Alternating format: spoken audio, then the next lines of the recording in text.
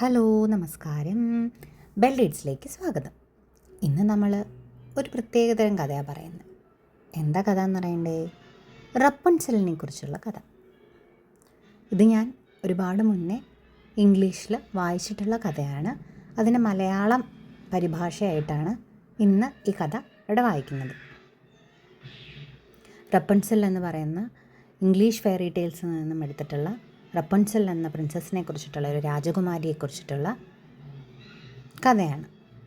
ഒരുപാട് കുട്ടികൾ ഇന്നത്തെ കാലത്ത് നമുക്ക് റപ്പൻസലിൻ്റെ ഡ്രസ്സൊക്കെ ഇട്ടിട്ട് വേഷം കെട്ടിയൊക്കെ ഫാൻസി ഡ്രസ്സിനൊക്കെ പോകാറുണ്ടല്ലേ. അപ്പോൾ അതുപോലുള്ള ഒരു കുട്ടിക്കഥ.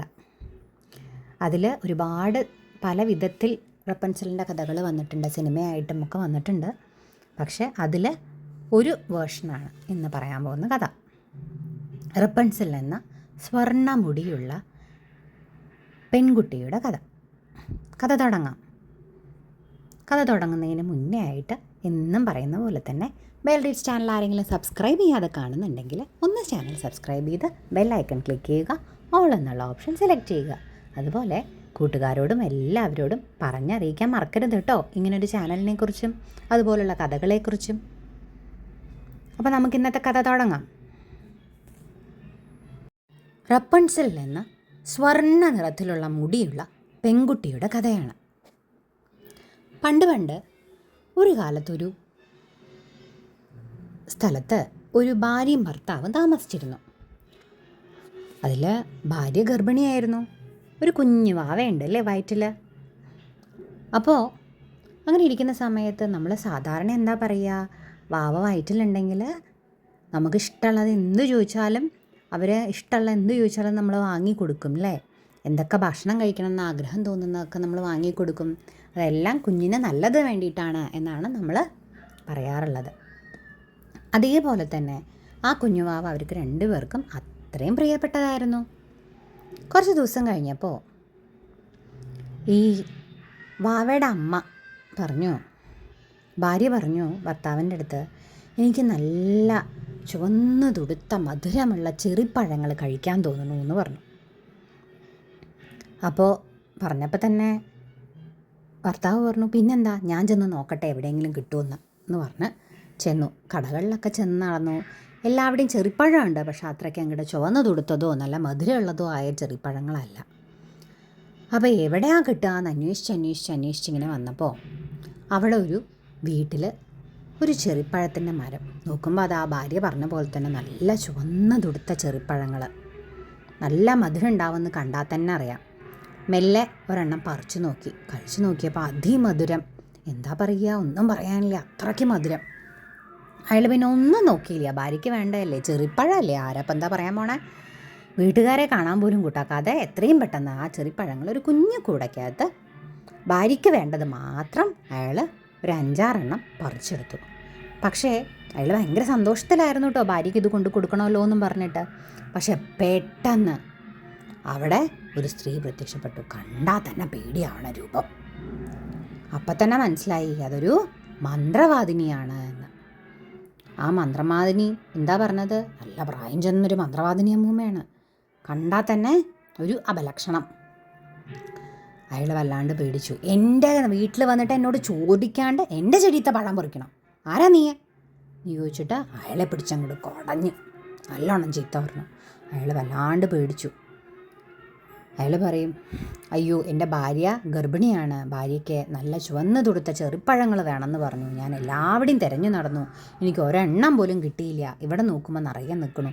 ഞാൻ അധികമൊന്നും പറിച്ചില്ല, ഒരു 5-6 പറിച്ചിട്ടുള്ളൂ, എന്നോട് ക്ഷമിക്കണം എന്നൊക്കെ പറഞ്ഞ് കുറേ പറഞ്ഞു നോക്കി, കാല് പിടിച്ച് നോക്കി. അപ്പോൾ അവർ കുറച്ച് നേരം കേട്ട് നിന്നിട്ട് പറഞ്ഞു, ഈ എന്തൊക്കെ പറഞ്ഞാലും നീ ചെയ്ത തെറ്റ് എനിക്ക് പൊറുക്കാൻ പറ്റില്ല, നീ എനിക്കിതിന് പകരം എന്തെങ്കിലും തന്നിരിക്കണം എന്ന് പറയും.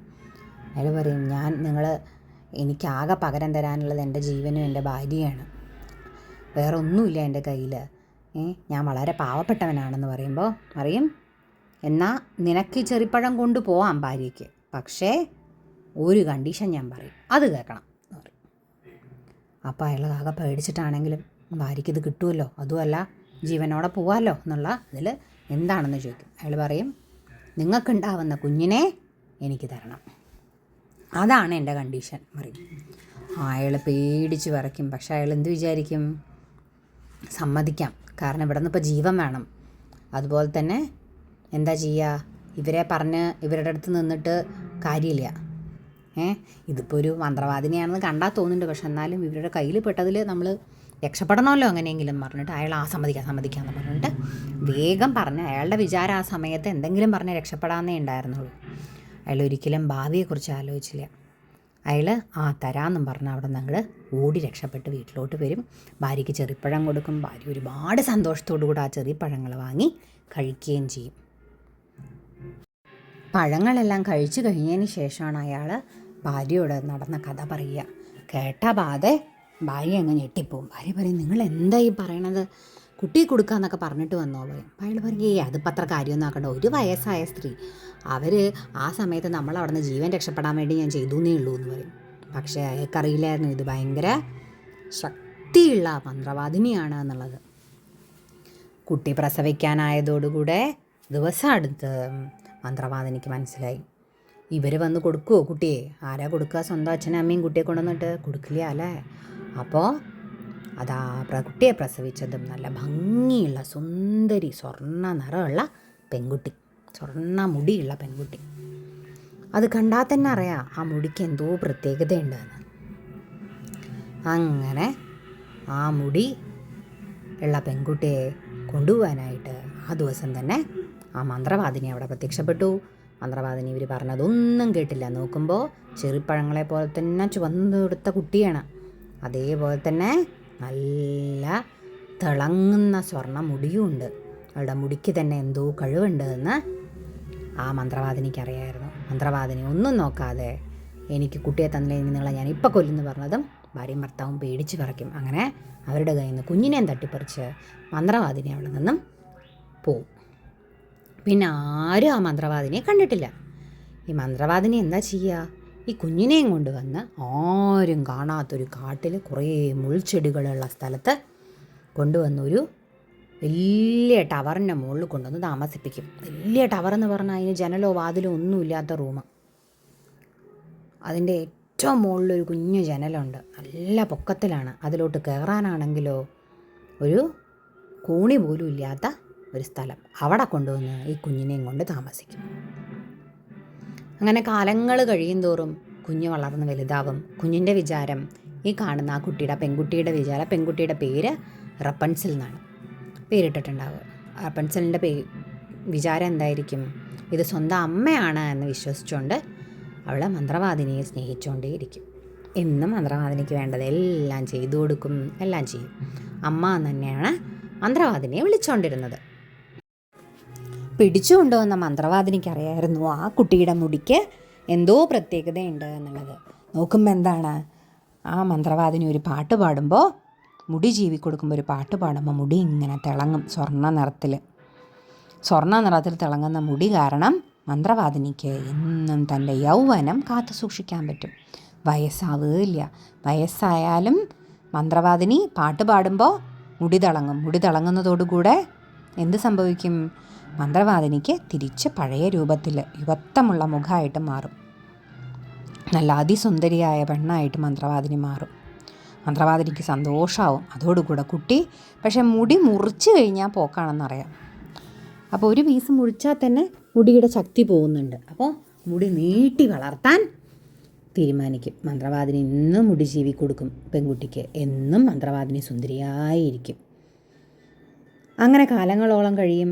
അമ്മയാണ് മുടി ജീവിത്തിരുന്നതെന്നുള്ള വിശ്വാസത്തിൽ ആ കുട്ടിയും മന്ത്രവാദിനെ അമ്മ എന്ന് വിളിച്ച് തന്നെ കഴിഞ്ഞു പോകും. കുട്ടി നല്ല മിടുക്കി കുട്ടിയാണ്, സുന്ദരി കുട്ടിയാണ്. വീട്ടിലുള്ള എല്ലാ കാര്യങ്ങളും ചെയ്യും, വരയ്ക്കും എല്ലാം. പക്ഷേ ഒരിക്കലും മന്ത്രവാദിനി ഈ കുട്ടിയെ വീട്ടിൽ നിന്ന് പുറത്തോട്ട് ഇറക്കില്ല. കാരണം കണ്ടുപിടിച്ചാൽ പോക്കാണ്, ആളുകൾക്ക് കാര്യം മനസ്സിലാവും. കുട്ടി നല്ല നീളം മുടിയായി അട മുഴുവൻ ആ റൂമിനകത്ത് തന്നെ അവരുടെ ജീവിതം കഴിച്ചു കൂട്ടും. നന്നായി ചിത്രം വരയ്ക്കുകയൊക്കെ ചെയ്യുന്ന കുട്ടിയാണ്. പാട്ട് പാടും നല്ല ഭംഗിയായിട്ട്. ആ കുട്ടിയുടെ ആകെ കളിക്കൂട്ടുകാരെന്ന് പറയുന്നത് അവിടെയുള്ള അണ്ണാനും പറവുകളും മാത്രമാണ് ആ കാട്ടിൽ. അങ്ങനെ മന്ത്രവാദിനി രാവിലെ എണീറ്റ് എന്തെങ്കിലും കാര്യത്തിന് വേണ്ടി പോവും. രാത്രിയാവുമ്പോൾ വരും. വന്നു കഴിഞ്ഞാൽ കയറാൻ വേണ്ടിയിട്ട് എന്താ അവിടെ കോണിപ്പടിയൊന്നും ഇല്ല അല്ലേ, ആ റൂമിലോട്ട് കയറാൻ വേണ്ടിയിട്ട്. അതാണെങ്കിൽ വലിയ ടവറിൻ്റെ മുകളിലാണ് വീട്. പകരം റപ്പൻസിൽ റപ്പൻസിൽ മുടി താഴേക്കിടൂ എന്ന് പറയും. പാട്ട് പാടുമ്പോൾ റപ്പൻസിൽ വന്ന് മുടി താഴോട്ടിട്ട് കൊടുക്കും. കയറ് പോലെ ആ മുടിയിൽ പിടിച്ചാണ് മന്ത്രവാദിനി മേലേക്ക് കയറിപ്പോന്നിരുന്നത്. റപ്പൻസലിന് അത് ഇഷ്ടമായിരുന്നു. റപ്പൻസലിൻ്റെ വിചാരം സ്വന്തം അമ്മയാണെന്നല്ലേ. അങ്ങനെ മന്ത്രവാദിയും റപ്പൻസലും അവിടെ ജീവിച്ചു പോന്നു. കുറേ കാലങ്ങൾക്ക് ശേഷം ദിവസേന മന്ത്രവാദിനി പുറത്തു പോവും. റപ്പൻസലിൻ്റെ അടുത്ത് പുറത്തിറങ്ങരുതെന്ന് പറഞ്ഞിട്ടുണ്ട്. കാരണം പുറത്തുള്ള കാര്യങ്ങളൊക്കെ അതിഭയങ്കരമായ സംഭവങ്ങളാണ് എന്ന് പറഞ്ഞ് പേടിപ്പെടുത്തി വെച്ചിരിക്കുകയാണ് റപ്പൻസലിനെ. റപ്പൻസൽ മന്ത്രവാദിനി രാവിലെ പോയി കഴിഞ്ഞതിന് ശേഷം സ്ഥിരം കലാപരിപാടിയായിട്ട് മുറിക്കകത്ത് ഇരിക്കുകയായിരിക്കും. പാട്ടൊക്കെ പാടി ഡാൻസൊക്കെ കളിച്ച് ചിത്രം വരച്ചിരിക്കുമ്പോൾ റപ്പൻസലിൻ്റെ പാട്ട് കേട്ടിട്ട് ഒരു രാജകുമാരൻ ആ കാട് വഴി വന്നുകൊണ്ടിരുന്നു. ആ പാട്ട് കേൾക്കുമ്പോൾ രാജകുമാരൻ ആകെ അത്ഭുതമാവും. ഈ കാട്ടുന്ന ആരാ എത്ര മനോഹരമായി പാടണേ എന്ന് വിചാരിക്കും. അവിടെ നിന്ന് ഒളിഞ്ഞു നിന്ന് നോക്കും. എപ്പോഴും നോക്കുമ്പോഴാണ് ഇങ്ങനൊരാൾ വന്ന് പോകുന്നത് കാണുന്നത്. അവിടെ വന്ന് നിന്നിട്ട് റപ്പൻസലിൻ്റെ അടുത്ത് വന്ന് നിന്നിട്ട് ആരാണ് അവിടെ, ആരാണ് എന്ന് ചോദിക്കും. അപ്പോൾ റപ്പൻസൽ വന്ന് എത്തി നോക്കുമ്പോൾ അതാ വേറൊരു മനുഷ്യൻ. ആദ്യമായിട്ടാണ് റപ്പൻസൽ അങ്ങനെ വേറൊരാളെ കാണുന്നത്. കണ്ടപ്പോൾ റപ്പൻസലിന് ആദ്യം പേടിയാവും. പക്ഷെ എന്നാലും അയാളെ വീട്ടിലേക്ക് ക്ഷണിക്കാം എന്ന് കരുതി റപ്പൻസൽ മേലെ വരാൻ പറയും. റപ്പൻസൽ മുടി അഴിച്ചിട്ട് കൊടുക്കും. പ്രിൻസ് അതിൽ പിടിച്ച് കയറി മേലേക്ക് വരും. അങ്ങനെ റപ്പൻസലിൻ്റെ അടുത്ത് സംസാരിക്കുമ്പോൾ റപ്പൻസലിനെ പ്രിൻസിന് ഒരുപാട് ഇഷ്ടമാവും. അങ്ങനെ അതൊരു സ്ഥിരം പതിവായി മാറും. ആ വഴിക്ക് പ്രിൻസ് എല്ലാ ദിവസവും രാവിലെ വരും. വിച്ചെത്തുന്നതിന് മുന്നേ സംസാരിക്കും. അവർ തമ്മിൽ വർത്തമാനമൊക്കെ പറഞ്ഞിരുന്ന് വൈകുന്നേരം ആകുമ്പോഴത്തേക്കും വിച്ച് വരുന്നതിന് മുന്നേ തിരിച്ചു പോവുകയും ചെയ്യും. അങ്ങനെ അതൊരു പതിവായി മാറി. കുറേ കഴിഞ്ഞപ്പോൾ പ്രിൻസിന് അവർ തമ്മിൽ ഇഷ്ടത്തിലായി. പ്രിൻസ് പറയും, എനിക്ക് റപ്പൻസലിനെ വിവാഹം കഴിച്ചാൽ കൊള്ളാമെന്ന ആഗ്രഹമുണ്ട് എന്ന് പറയും.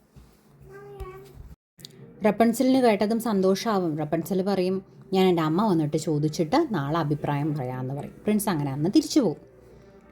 അമ്മ എത്തിയതും മന്ത്രവാദിനി എത്തിയതും റപ്പൻസൽ ഈ കാര്യങ്ങളെല്ലാം മന്ത്രവാദിനിയോട് പറയും. ഇത് കേൾക്കേണ്ട താമസം മന്ത്രവാദിനിക്ക് അങ്ങോട്ട് ദേഷ്യം വരും. ഞാൻ ആരെയും വീട്ടിൽ വിളിക്കരുത് എന്ന് പറഞ്ഞിട്ടുള്ള നീ ഒരാളെ വിളിച്ച് കയറ്റി, എന്നിട്ട് നീ ഇപ്പോൾ കല്യാണം കഴിച്ചിട്ട് എൻ്റെ അടുത്തുനിന്ന് പോകണമെന്ന് പറയുകയാണല്ലേ എന്ന് പറഞ്ഞിട്ട് ദേഷ്യപ്പെടുമ്പോഴാണ് റപ്പൻസലിന് മന്ത്രവാദിനിയുടെ വേറൊരു മുഖമുണ്ട് എന്നുള്ളത് മനസ്സിലാവുക.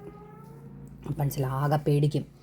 റപ്പൻസൽ പറയും, മുടിയിൽ പിടിച്ച് വലിച്ചിട്ട് പറയും, നീ എൻ്റെ കൂടെ നിൽക്കുകയാണെങ്കിൽ മാത്രമേ നിനക്ക് ഈ മുടി ഉണ്ടാവുള്ളൂ, അല്ലാതെ നിൻ്റെ ഈ മാന്ത്രിക മുടി നിനക്കിനി ഒരിക്കലും ഉണ്ടാവില്ല. നീ ഈ മുടിയുള്ളതുകൊണ്ടാണ് നിന്നെ അവൻ സ്നേഹിച്ചത് എന്നും പറഞ്ഞിട്ട് മുടി അങ്ങോട്ട് കത്തിയെടുത്ത് അറുത്തിട്ട് അവളെ തള്ളിവിടും.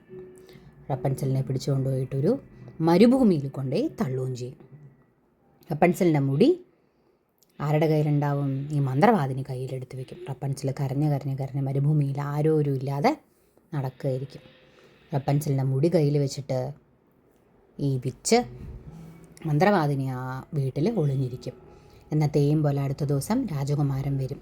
രാജകുമാരൻ വന്നിട്ട് റപ്പൻസലിൻ്റെ അടുത്ത് താഴേക്ക് മുടിയിടാൻ പറയുമ്പോൾ ഈ മുടി അങ്ങോട്ട് ഇട്ട് കൊടുക്കും. രാജകുമാരൻ കയറി മേലോട്ട് എത്തുമ്പോഴത്തേക്കും വിച്ചാണ് ഈ മന്ത്രവാദിനി അത് കണ്ടതും താഴെ എത്തിയ രാജകുമാരനെ പിടിച്ച് കയറ്റിയതിന് ശേഷം ഒരൊറ്റ തള്ള്. പതവും രാജകുമാരൻ താഴെ ആകെ മുൾച്ചെടികളല്ലേ ഉള്ളത്, ആ മുൾച്ചെടികളിലോട്ട് വീഴും. അതോടുകൂടെ കമന്ന് വീണ രാജകുമാരൻ്റെ കണ്ണിൻ്റെ കാഴ്ചശക്തിയും നഷ്ടപ്പെടും. കാഴ്ചശക്തി നഷ്ടപ്പെട്ട രാജകുമാരൻ അവിടെ അങ്ങും അലഞ്ഞു തിരിഞ്ഞ് നടക്കും. കണ്ണ് കാണാതെ എങ്കിടാ പോണ്ട് എന്നറിയാതെ കഷ്ടപ്പെട്ട് നടക്കും. കൂടെ ഭടന്മാരെയൊന്നും കൂട്ടിയല്ല രാജകുമാരൻ വന്നുകൊണ്ടിരുന്നത് റപ്പൻസലിനെ കാണാൻ. അങ്ങനെ വളരെ സങ്കടപ്പെട്ട് റപ്പൻസലും മരുഭൂമിയിൽ തെളിഞ്ഞു തിരിഞ്ഞ് നടക്കും. രാജകുമാരൻ കണ്ണ് കാണാതെ അലഞ്ഞു തിരിഞ്ഞ് നടന്ന് മരുഭൂമിയിലെത്തും. അപ്പോഴാണ് നമ്മുടെ റപ്പൻസൽ പാട്ട് പാടിക്കൊണ്ടിരിക്കുന്ന ശബ്ദം രാജകുമാരനെ കേൾക്കണം. രാജകുമാരന് ശബ്ദം കേട്ടത് മനസ്സിലാവും അത് റപ്പൻസലാണ് എന്നുള്ളത്. ആ ഭാഗത്തേക്ക് രാജകുമാരൻ നടക്കും. രാജകുമാരനെ കണ്ടതും കാഴ്ചശക്തിയില്ലാത്ത രാജകുമാരനെ കണ്ടപ്പോൾ റപ്പൻസലിന് കാര്യങ്ങളെല്ലാം മനസ്സിലാവും. റപ്പൻസൽ വല്ലാണ്ട് സങ്കടം വന്ന് കരയും. രാജകുമാരൻ തളർന്ന് റപ്പൻസലിൻ്റെ മടിയിൽ കിടക്കുമ്പോഴത്തേക്കും കരഞ്ഞ കണ്ണീര് രാജകുമാരൻ്റെ കണ്ണിലോട്ട് വീഴും. റപ്പൻസൽ കരഞ്ഞത് പെട്ടെന്ന് എന്താ സംഭവിക്കുക? റപ്പൻസലിൻ്റെ മുടിയൊക്കെ പോയി. മാന്ത്രിക ശക്തി മുടിയുടെ പോയാലും എന്താ സംഭവിച്ചത്? രാജകുമാരന് കാഴ്ചശക്തി തിരിച്ചു കിട്ടും. രാജകുമാരന് കാഴ്ചശക്തി തിരിച്ചു കിട്ടിയതോടുകൂടി അവർക്ക് രണ്ടുപേർക്കും ഒത്തിരി സന്തോഷമാവും. അവർക്ക് മനസ്സിലാവും മുടി പോയാലും മാന്ത്രിക ശക്തി രാജകുമാരിയുടെ ഉള്ളിലാണുള്ളത് എന്ന്. അങ്ങനെ അവർ രണ്ടുപേരും സന്തോഷത്തോടുകൂടെ കല്യാണം കഴിച്ച് രാജ്യം ഭരിച്ച് സുഖമായി പിന്നീടുള്ള കാലം ജീവിക്കും.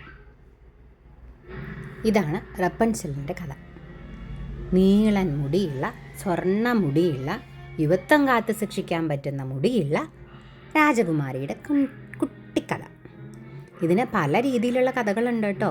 പല രീതിയിലുള്ള കഥകൾ പല പുസ്തകങ്ങളിലുണ്ടാവും. ഇതൊന്നും മാത്രം. കഥ നിങ്ങൾക്ക് എല്ലാവർക്കും ഇഷ്ടപ്പെട്ടു എന്ന് കരുതുന്നു. പിന്നെ കഥ ഒരുപാട് പഴയ കഥ തന്നെയാണ്. ഇതിൻ്റെ വേറെ ഒരു വേർഷനിലുള്ള കഥ കേൾക്കണം എന്നുണ്ടെങ്കിൽ ടാങ്കിൾഡ് എന്ന് പറയുന്ന ഇംഗ്ലീഷ് സിനിമ കണ്ടാൽ മതി. മുതിർന്നവർക്കും കുഞ്ഞുങ്ങൾക്കും എല്ലാവർക്കും ഒരുപാട് ഇഷ്ടപ്പെടുന്ന നല്ല രസകരമായി ചിത്രീകരിച്ചിട്ടുള്ള കഥയാണ് ടാങ്കിൾഡ്. അത് കാണാം. അത് വേറൊരു രീതിയിലുള്ള കഥയാണ്.